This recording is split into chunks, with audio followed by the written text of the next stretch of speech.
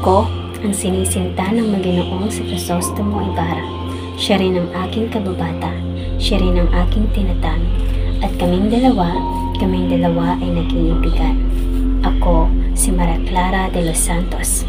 Kilala rin ako bilang Clarita. Ako ang nag-iisang anak nila Doña Pia Alba at Kapitan Tiago. Tinagurian akong pinakamagandang bituin at mutya ng San Diego. Ako ay may katangiang mahinhin, maganda, masunurin, mapagmahal, at kilala bilang may kalinisang puri.